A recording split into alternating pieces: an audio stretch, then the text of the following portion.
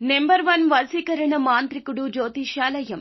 ఎక్కడి వారికైనా ఒక్క ఫోన్ ద్వారా వెంటనే పరిష్కారం చెప్పబడును. స్త్రీ పురుష వశీకరణం, ప్రేమ, పెళ్లి, సంతానం, వ్యాపారం, కుటుంబ సమస్యలు, భార్యాభర్తల గొడవలు, గృహం, స్థలం సమస్యలు, కళ్యాణ దోషము పరిష్కరించబడును. దుష్ట శక్తులు తీయబడును. నాగదోషం తీయబడును. నాగబంధన, గుప్త నిధులు, ధనం, లంకె బిందెల కొరకు గురువు గారిని సంప్రదించండి. మీరు కోరుకున్న వారిని మీ వద్దకు చేర్చాలా?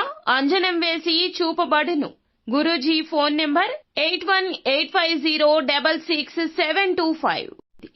ఈ రోజున ఖచ్చితంగా కన్య రాశి జాతకులు ఈ నిజం విని తట్టుకోలేరు. ఏమిటి ఆ నిజం? ఏం జరగబోతుంది? ఎటువంటి ఫలితాలు వీరికి గోచర రీత్యా కలగబోతున్నాయి? అన్ని వివరాలు వీడియోలో తెలుసుకుందాము. వీడియో మీకు నచ్చితే ఒక చిన్న లైక్ అయితే చేసి మమ్మల్ని సపోర్ట్ చేయండి.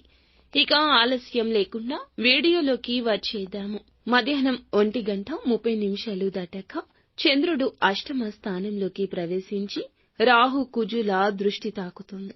మీ జీవితంలో ఇది గూఢ విషయాల బహిరంగంగా భావించబడుతుంది. ముఖ్యంగా మీ వ్యక్తిగత జీవితంలో నమ్మకంపై ఒక పెద్ద గాయం మోపబడుతుంది. మీరు ఆశించిన వారి నుంచి గట్టిగానే దెబ్బ తగలొచ్చు. మీరు నమ్మిన వ్యక్తి మీరు ఊహించని ప్రవర్తన చేస్తారు.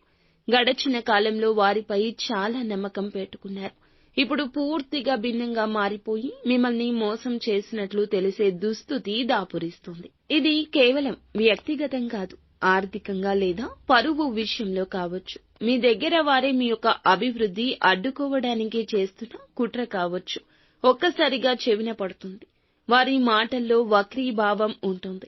ఎవరో ఒకరు రికార్డింగ్ మెసేజ్ లేదా థర్డ్ పర్సన్ ద్వారా ఈ నిజం మీకు తెలుస్తుంది. విన్న వెంటనే అసహనం, దుఃఖం, కోపం కూడా కలగడం సహజమే. కానీ ఆవేశం తగ్గించుకోండి.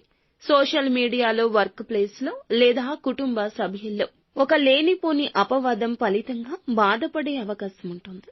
ఇది వినగానే మీరు వెంటనే స్పందించాలనిపిస్తుంది. కానీ క్షణికంగా ఆగితే మీకు చాలా నష్టం పూరించబడుతుంది. తీవ్రమైన మానసిక ఒత్తిడి ఈ రోజు కలగొచ్చు. కొన్ని గంటలు ఏం చేయాలో అర్థం కాకపోవచ్చు. తక్షణ నిర్ణయం ప్రమాద గంటికలు మోగిస్తుంది. నిశ్చలంగా ఆలోచించండి.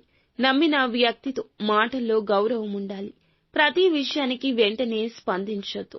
దెబ్బతిన్న వాటి నుంచి ఆ గుండెతో తీసుకునే నిర్ణయాలు సాధారణంగా పశ్చాత్తాపాన్ని కలగచేస్తాయి. మీ దగ్గర ఉన్న వివరాలు గోప్యంగా ఉంచండి. నిజం తెలుసుకున్నా కూడా వాటిని బయట పెట్టొద్దు. ఇందులకు ఆధారంగా భవిష్యత్తుకు సంబంధించి నిర్ణయం తీసుకోవడం, మీ శాంతి కాపాడుకోవడం మీ లక్ష్యం. మీ మేధస్సును ఉపయోగించి ఆ వ్యక్తికి ఎలా దూరంగా ఉండాలో ప్రణాళిక చేసుకోండి. ఓం శ్రీ హనుమతే నమః ఈ యొక్క మంత్రాన్ని కష్టం కలిగిన ప్రతిసారి, బాధ కలిగిన ప్రతిసారి బాధాతప్త హృదయంతో 21 సార్లు జపించండి. ఖచ్చితంగా హనుమంతుని అనుగ్రహం కలుగుతుంది. మానసిక స్థైర్యం కలుగుతుంది. మీ జేబులో ఈ రోజున ఒక నిమ్మకాయను పెట్టుకుని వెళ్ళండి. మీకు ఉన్న దృష్టి పోతుంది. మీకు మనసు ప్రశాంతంగా మారుతుంది. అంతా మంచి జరుగుతుంది.